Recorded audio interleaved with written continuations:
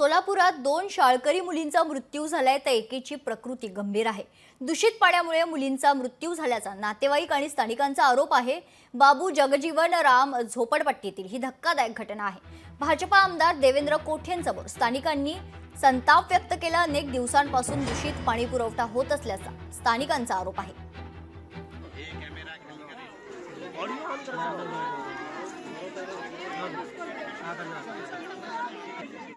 पावसाचं पाणी तर घराघराने शिरतंय, मग आम्ही कोणाकडे जायचं? कोणाकडे गेलं तर पण कोणी आमच्याकडे लक्ष देत नाही। पाऊस थांबल्यावर येतो असं म्हणतात, मग सगळं गेल्यावर आम्ही कुठं जायचं? किती जणांचा मृत्यू झाला? आता इकडे आता दूषित पाणी म्हणा इथं एक झाला, तिकडे समोरच्या गल्लीत एक झाला, आता अजून एक सिरियस आहे, मग कसं करायचं? मेन चौकात काहीतरी चेंबर मधनं पिण्याची पाईपलाईन गेलेली आहे।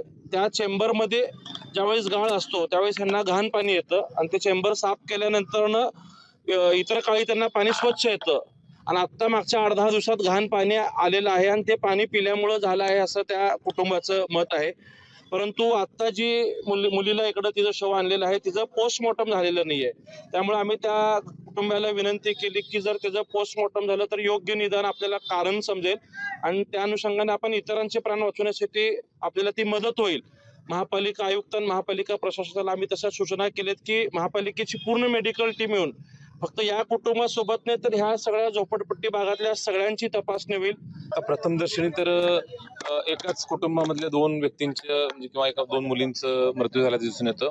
त्यामुळं इन्व्हेस्टिगेशन नंतर हेच कळेल की बाबा पाण्यामुळे तो मृत्यू झाला आहे का कुठल्या अन्न खाल्ल्यामुळे मृत्यू झालेला आहे।